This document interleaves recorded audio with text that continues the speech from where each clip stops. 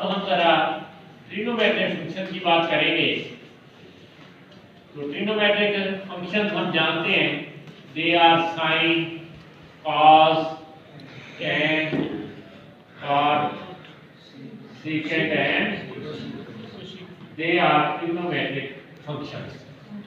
तो इनकी हमने डोमेन और रेंज की बात करनी है। तो सपोज दैट यहाँ ये हमने पढ़ा था फंक्शन है, कोई भी फंक्शन हो सकता है। हम साइन की बात करते हैं कि यहाँ साइन फंक्शन है, थीटा ये वैल्यूज है और ये sine theta that is the range, ये रेंज होगी इसकी। सपोज दैट थीटा 30 डिग्री, तो then sine 30 that will be 1/2 या 0.5। 45 degree cos 30, sorry sin 45 that is 1/√2 or 0.707। 60 degree sin 60 √3/2 that is 0.866 and so on। 90 that is sin 90 is 1। So then these are the main values and these are the range 1/2, 1/√2 and √3/2 are 1। यानी जब इस पर function apply करके जो answer हमारे पास बनेगा वो क्या होगी, रेंज। तो हमने ये ध्यान में रखना है कि डोमेन के अंदर वो तमाम वैल्यूज इंक्लूड की जाएंगी जिस पर ये फंक्शन जो है ये अनडिफाइंड ना हो। यानी जिन नंबर पे ये अनडिफाइंड हो जाएगा, अनडिफाइंड जिसको इन्फिनिटी हम कहते हैं, कि जिन नंबर पर ये फंक्शन अनडिफाइंड होगा, इन्फिनिटी हो जाएगा, they will not be included in the domain, वो डोमेन में शामिल नहीं होंगे। तो हम जानते हैं कि साइन या कॉस के अंदर ऐसा कुछ नहीं होता। क्यों? कि सपोज दैट ये अगर यूनिट सर्कल है तो इसका रेडियस 1 होगा, यानी ये डिस्टेंस भी 1, ये भी 1, ये भी 1 और ये भी 1 है। तो देन इस पॉइंट को हम नाम देंगे 1 0, ये एक्स एक्सिस और ये y एक्सिस और ये 0 1 -1 0 एंड 0 -1 1। और देन हम ये भी देख सकते हैं बेटा कि कोई भी अगर यहाँ पॉइंट लिया जाता है P, इसके कोऑर्डिनेट्स x y हैं, ये परपेंडिकुलर ड्रा करते हैं, that is right angle triangle. ये एंगल सपोज दैट थीटा, तो ये x होगा और ये y और ये 1। तो y/1 will be sin of theta implies y is equal to sin of theta. तो पहली बात हम डोमेन की कर रहे थे कि साइन की डोमेन हम जानते हैं कि अगर हम थीटा को इंक्रीज करेंगे तो हमारा ये थीटा जो रोटेट करता है, ये इंक्रीज है, यानी इसमें थीटा में एंगल ऐड होता रहेगा। 2 पाई ऐड करेंगे तो ये रोटेट करते हुए ये रोटेशन हो गई, that will B theta plus 360 और 2 पाई, ये थीटा प्लस 2 पाई आ जाएगा हमारे पास ये एंगल। लेकिन अगर जितना भी हम इधर रोटेट करते रहे, एंगल बढ़ाते रहे, या ये एंटी क्लॉकवाइज है या हम इसको क्लॉकवाइज रोटेट करें, ये वाला जो P पॉइंट है this will be on the boundary of this circle, ये इसी सर्कल के ऊपर मूव करता है। ये ऐसा कभी नहीं होगा कि हम इसमें जितना भी एंगल रोटेट करें कि कभी ये P पॉइंट जो है इस सर्कल से बाहर या फिर सर्कल के अंदर आ जाए, ये इसी सर्कल की बाउंड्री पर मूव करता रहेगा। तो यानी इसका मतलब तो इसकी जो डोमेन है वो that can be any value, कोई भी वैल्यू हो सकती है -∞ से लेकर इन्फिनिटी तक। तो इसलिए डोमेन ऑफ ये साइन की हम बात कर रहे हैं, ये रेंज है, तो इसकी domain will be -∞ to infinity, that is open interval. ये ओपन इंटरवल है, इसमें ये एंड वाली वैल्यू इंक्लूड नहीं होती है। और इसकी रेंज जो है वो यहाँ से हम देखते हैं, हम यहाँ देख रहे हैं ये y की वैल्यू यहाँ 1 है और यहाँ -1 है, यानी y की वैल्यू -1 और 1 के दरमियान, और y equal to sin theta -1 less than और equal to sin theta, this is less than और इक्वल टू 1। तो इट मीन ये जो y की वैल्यू है दैट इज -1 और 1 के दरमियान, यानी sin थीटा -1 और 1 के दरमियान। तो ये हम पढ़ रहे हैं sin थीटा यानी रेंज इसकी होगी -1 to 1, और -1 और 1 भी शामिल है, इसलिए ये बड़ी ब्रैकेट। इसका मतलब होता है कि ये एंड वाली वैल्यूज भी शामिल है, दरमियान वाली भी शामिल है। इसका मतलब होता है कि एंड वाली वैल्यूज इंक्लूड नहीं है, दरमियान वाली शामिल होगी इसकी values. That is the domain and range of sine function. इसी तरह हम कॉस की बात करें तो हम जानते हैं कि ये हमारे पास x1 है, यहाँ -1 है, तो देन -1 लेस देन और equal to x, x less than 1, और जबकि x ओवर 1 इस ट्राइंगल के लिहाज से बनता है cos थीटा, तो x equal to cos theta minus 1 less than और equal to cos theta, this is less than और इक्वल टू 1। तो cos की वैल्यू -1 और 1 के बीच में आएगी हमारे पास। तो देन इसकी जो रेंज है cos की दैट इज आल्सो -1 to 1, और डोमेन इसकी -∞ to ∞ रहती है, क्योंकि इसमें भी ये पॉइंट x से रिलेट करता है cos। हम जानते हैं कि ये पॉइंट कभी भी इस बाउंड से बाहर नहीं जाएगा, तो इस वजह से इसकी डोमेन भी जो है वो -∞ to ∞ है। इसकी लिए टेबल हम पेज नंबर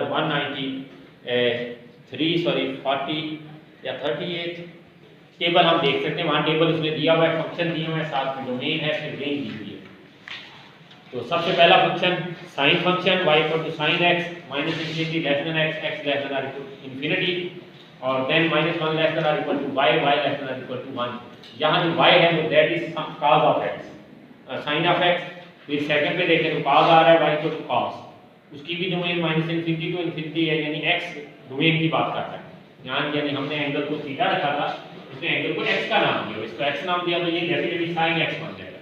यानी अगर हम अकॉर्डिंग टू बुक बात करते हैं तो यहाँ sin x होगा, ये x होगा, x डोमेन होगी और sin x रेंज यानी y बन जाएगी, ये y साइड होगा। ये उसने दी हुई है। tan पे जब हम आते हैं तो tan की डोमेन है -∞ to ∞, but x not equal to 2n + 1 π/2। क्यों कि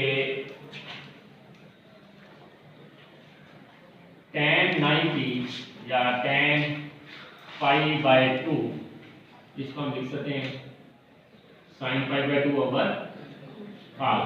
sin π/2 is 1, cos π/2 0, something over 0 is infinity or undefined।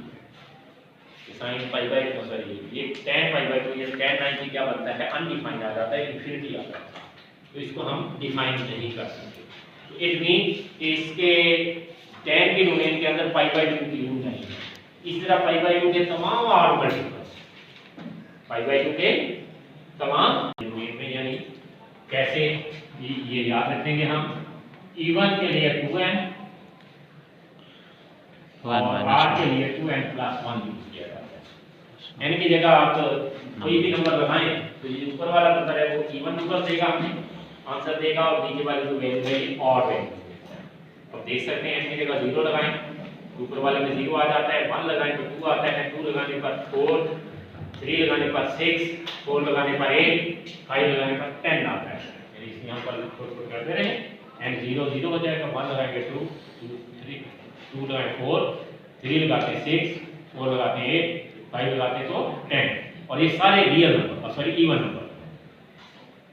इसमें अगर हम 0 लगाएंगे तो 2 * 0 0 0 + 1 1, और 1 लगाते हैं 2 * 1 2 2 + 1 3, और 2 लगाते हैं 2 * 2 2 4 4 + 1 5, और यानी सारे ऑड होंगे। तो इसलिए उसने लिखा है कि x not equal to 2n + 1 π/2, यानी π/2 के आर मल्टीपल्स हैं वो tan की डोमेन में शामिल नहीं होंगे, बाकी तमाम वैल्यूज डोमेन में शामिल होंगी, जैसा कि हम देख रहे हैं कि tan 90 अनडिफाइंड, इसी तरह tan 270 वो भी अनडिफाइंड है, tan 540 वो भी अनडिफाइंड है। फिर आती है cos। cos में cos 0 over sin 0, cos 0 1 sin 0 0, something over 0 infinity undefined. तो इसी तरह cos 1 π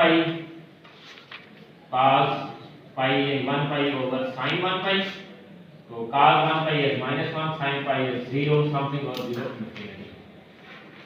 तो इसी तरह cot की डोमेन भी -∞ to इन्फिनिटी है, लेकिन उसकी जो रेंज है सॉरी उसमें पाई के कोई भी इंटीग्रल मल्टीपल शामिल है, x not equal to n pi. n अगर 0 लगाते हैं तो 0 आ जाता है, ये 1 लगाएंगे तो 1 पाई ये आ जाता है, 2 पाई 3 पे कुछ भी लेंगे उस सब की वैल्यू क्या है, अनडिफाइंड आ जाती है। तो इसलिए पाई के इंटीग्रल मल्टीपल यानी n पाई में से कोई भी वैल्यू डोमेन में कॉट में शामिल नहीं होगा।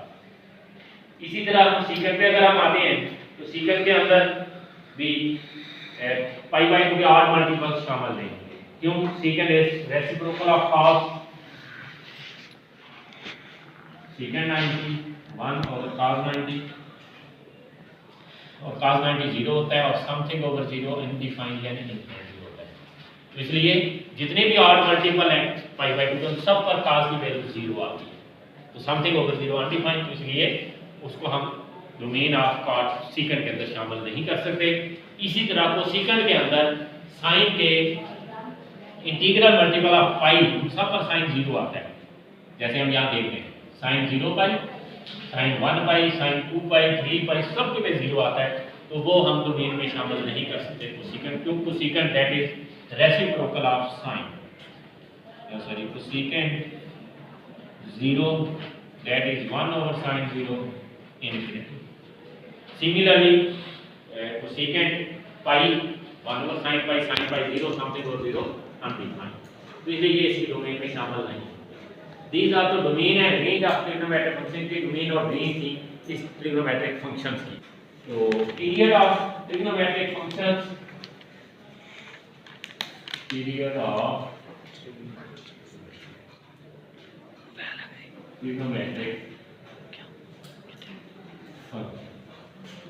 trigonometric functions के periods। What mean by period? ये हम जानते हैं, जैसे हमारे लेक्चर्स हैं उसके बाद हम बाकायदा स्पेसिफिक केस डिस्कस करेंगे पीरियड्स ऑफ ट्रिग्नोमेट्रिक फंक्शन। तो पीरियड में क्या होता है कि हमारे पास एक खास इंटरवल के बाद वही सिचुएशन रिपीट हो जाती है। जैसा कि फर्स्ट पीरियड है, स्टार्ट हुआ, क्लास में टीचर आया, टीचर ने अटेंडेंस की और उसके बाद अपना लेक्चर स्टार्ट किया, और एंड करते हुए लेक्चर के एंड पे उसने अपना लेक्चर वाइंड अप किया और क्लोज कर दिया। ये फर्स्ट पीरियड हमारा ओवर हो गया। अब सेकंड पीरियड स्टार्ट हुआ, फिर वही बात रिपीट हो रही है। क्लास में टीचर आया, टीचर ने अटेंडेंस की और टीचर ने लेक्चर स्टार्ट किया और एंड होने तक उसने अपना लेक्चर वाइंड अप किया और काम खत्म। फिर थर्ड लेक्चर स्टार्ट हुआ, फिर यही प्रोसेस, यानी हर पीरियड में हम दोबारा वही सिचुएशन रिपीट करते हैं। तो यहाँ भी ये सिचुएशन होगी हमारे पास कि ट्रिग्नोमेट्रिक फंक्शन जो हैं इन सब की कुछ प्रॉपर्टी है कि ये एक स्पेसिफिक एक वैल्यू के बाद अपनी प्रॉपर्टी को, अपनी वैल्यू को रिपीट करते हैं, और इस प्रॉपर्टी जो है, इस कैरेक्टरिस्टिक को हम ट्रिग्नोमेट्रिक फंक्शन को पेरियोडिसिटी कहते हैं, और वो नंबर जिसका सबसे पहले रिपीट होता है that is the period of trigonometric function, उसको हम उस ट्रिग्नोमेट्रिक फंक्शन का पीरियड कहते हैं। तो यानी हम पहले बात करते हैं इसके मतलब period and periodicity of trigonometric function. The smallest number which when added to the angle of trigonometric function and the value of trigonometric function remains same, this number is called period of the trigonometric function, and this characteristic is called periodicity। और इस खूबी को या इसको characteristic उसका लगता है property किसी हद तक यूज आप कर सकते हैं। अगर प्रॉपर वर्ड कैरेक्टरिस्टिक है, लेकिन प्रॉपर्टी भी किसी हद तक यूज कर सकते हैं। अगर कैरेक्टरिस्टिक प्रॉपर वर्ड नहीं आ रहा तो देन उसकी बजाय हम प्रॉपर्टी यूज कर सकते हैं फॉर द टाइम बीइंग, किसी उसी टाइम के लिए, फॉर एवर नहीं। हमेशा एक्चुअल डेफिनेशन के अंदर कैरेक्टरिस्टिक ही होना चाहिए। कभी एक बार हमें अगर भूल जाता है तो देन हम प्रॉपर्टी का लफ्ज इस्तेमाल कर सकते हैं। तो देन वो जो स्मॉलेस्ट नंबर ऐड कर रहे होंगे एंगल में, that will be the period of trigonometric function, और इस प्रॉपर्टी को हम कहते हैं periodicity of trigonometric function. Just like हम बात करते हैं साइन की, तो sine of theta is equal to sine of theta plus any other number, कोई भी हम एंगल ले लेते हैं अल्फा, ठीक है। तो then this alpha will be the period of the trigonometric function. इस अल्फा को क्या कहेंगे हम? Period of the trigonometric function, या फॉर पीरियड के लिए फिक्स कर देते हैं नाम हम p, तो theta plus p will be the period of the trigonometric function. यानी जिस एंगल पर साइन की वैल्यू हमने ली वो वैल्यू सेम, और साइन ऑफ थीटा प्लस हम नंबर ऐड करने पर वही वैल्यू रिपीट होगी, दोनों सेम आंसर आ गए। तो ये जो एंगल यहाँ ऐड किया हुआ था दैट इज द पीरियड, इसको हम क्या कहेंगे, पीरियड कहेंगे। तो इसके लिए हमें याद रखना होगा कि तमाम trigonometric function sine, cos, tan और सॉरी सीकेंट एंड कोसेक, इन सब का पीरियड 2 है। Sine, cos, cosine, secant and cosecant, period इन सब का है, पीरियड इज 2 पाई, इन सब का पीरियड है 2 पाई। ये आप चेक भी कर सकते हैं कि अगर sin 30 लें और sin 30 plus 2 pi that is 360, तो इन दोनों की वैल्यू sin 30 इज 1/2 और इसकी वैल्यू भी क्या आती है 1/2। तो then this is the period, और इस प्रॉपर्टी को हम पीरियड पीरियडिसिटी का नाम देते हैं। अब चेक करते हैं कि कैसे हम प्रूव कर सकते हैं कि इसका पीरियड 2 पाई आता है। जो प्रूफ है हमारे पास, देखते हैं that sin is a periodic function and its period is 2 पाई। ये प्रूव करना है कि साइन पीरियडिक फंक्शन है और इसका पीरियड 2 पाई है। लेट्स सपोज करते हैं, suppose period of sine is p, तो then sine of theta plus is equal to sine of theta is equal to sine of theta plus p, that is first equation. According to the definition of the period, sine theta is equal to sine of theta plus p। हम चाहते हैं कि p find किया जाए कि p क्या होगा, period कितना आएगा। हमें डेफिनेटली इस थीटा को रिप्लेस करना पड़ेगा। हम पुट करते हैं थीटा इज इक्वल टू 0, तो then sine 0 plus p, sine of p equal to sine 0 0, that is sine p equal to 0, और साइन की वैल्यू 0 आ रही है 0 पर, पाई, 2 पाई, 3 पाई एंड सो ऑन। ये प्लस माइनस होता है साथ में, लेकिन हमने डिफाइन के अंदर बात की थी कि द स्मॉलेस्ट पॉजिटिव नंबर, तो ये स्मॉलेस्ट पॉजिटिव नंबर होगा, तो इसलिए हम जस्ट यहाँ पे पॉजिटिव वैल्यूज लेंगे। अदरवाइज वैसे तो साइन की वैल्यू प्लस माइनस पाई और प्लस माइनस 2 पाई 3 पाई पर पॉजिटिव 0 आती है, लेकिन पीरियड की डेफिनेशन में स्मॉलेस्ट पॉजिटिव नंबर है, इसलिए जस्ट हम बात करेंगे p equal to pi and 1, तो ये आ जाएगा sine of theta equal to sine of theta plus pi. But हम ये जानते हैं कि sine pi plus theta is equal to minus sine of, ये हमने पढ़ा है कि प्रूफ भी आता है हमें। तो सो इट मीन ये अगर इसके इक्वल है तो इसके इक्वल नहीं हो सकता, so pi is not period of sine, pi जो है ये साइन का पीरियड नहीं है। अब सेकंड वैल्यू में आते हैं आप, 9 होते हैं p इक्वल टू 2 पाई, तो sine of theta equal to sine theta plus 2 pi, और हम ये जानते हैं which is true, that is true. So 2 pi is the period of sine, so hence it is proved that period of sine is 2 pi। Sign का period कितना है, 2 पाई है।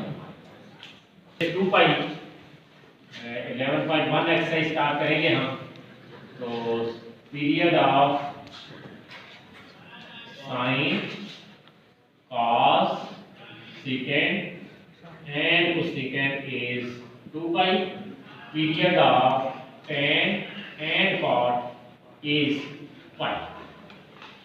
तो sin cos secant cosecant का पीरियड 2 पाई है और tan और cot का पीरियड पाई है हमारे पास।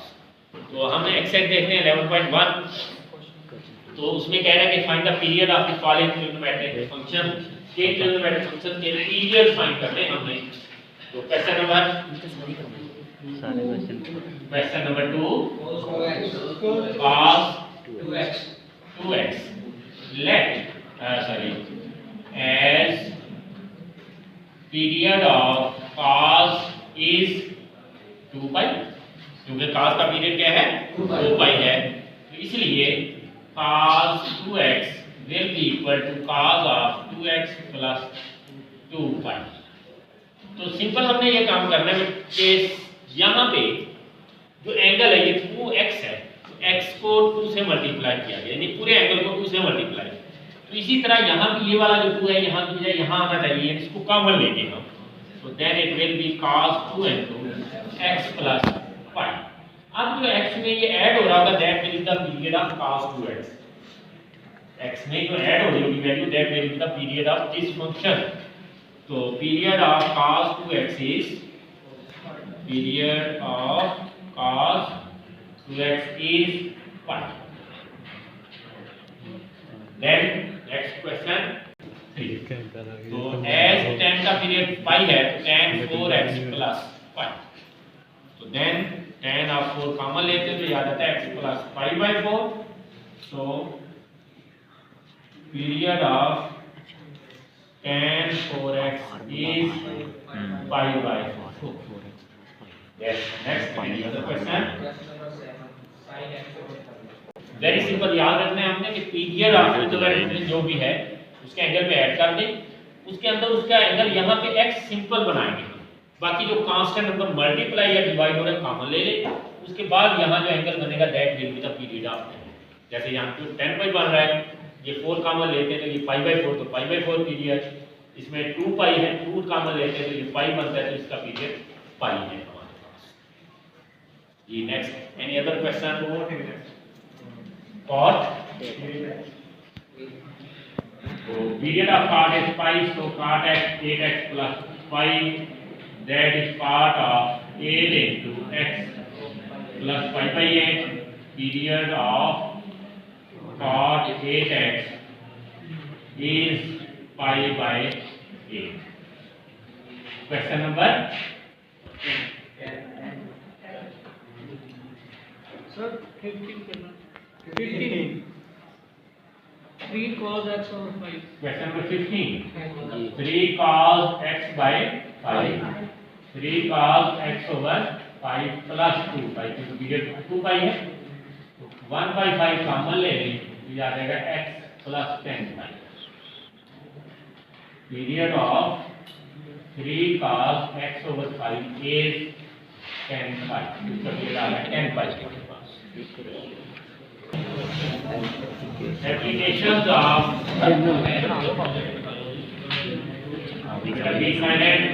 वैल्यू लिखनी है। एप्लीकेशन ऑफ ट्रिग्नोमेट्री का इस्तेमाल। ये ट्रिग्नोमेट्री को हम यूज कहाँ पे करते हैं? जैसे कि हम जानते हैं चैप्टर नंबर 9 में हमने डिस्कस किया था, ट्रिग्नोमेट्री मीन 3 एंगल मेजरमेंट और 3 एंगल्स आते हैं ट्राइएंगल में। Mean trigonometry is the knowledge of triangle. Trigonometry के अंदर हम ट्राइएंगल को डिस्कस करेंगे।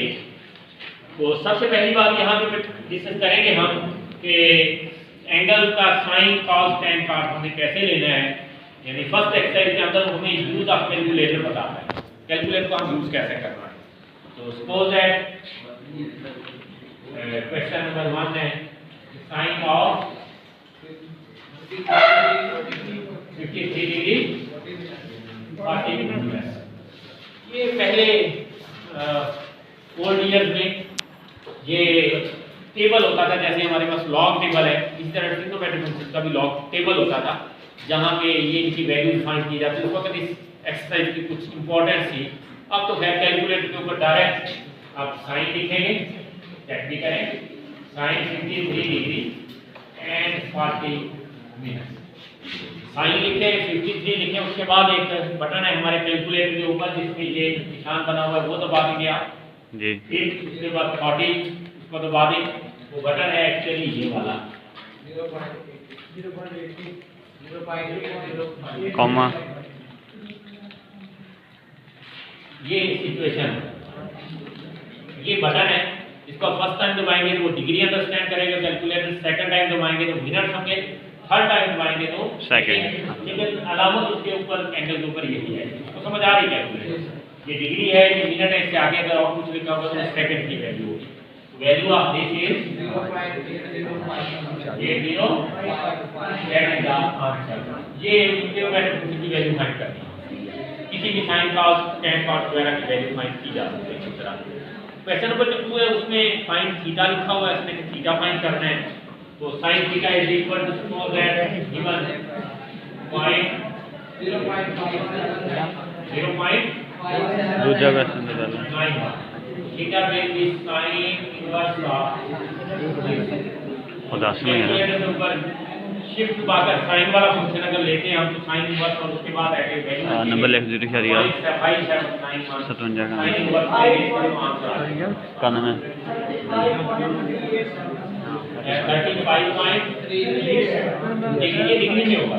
इसको आपने डिग्री मिनट सेकंड बनाने हैं, इस बटन को दबा देंगे ये डिग्री मिनट सेकंड का और बटन ਨੂੰ ਨਾਪੋ ਉਹਨੂੰ ਨਾ ਨਾਪੋ ਬਟਨ ਨੂੰ ਇੱਧਰ ਵਾਲਾ ਠੀਕ ਨਾਲ ਚੱਲ ਤਾਂ ਹੋਰ ਤਾਂ ਹੀ ਦੇ ਤਾਂ ਫੰਕਸ਼ਨ ਹੈ 14 ਇਹੀ ਹੁੰਦਾ ਨਾ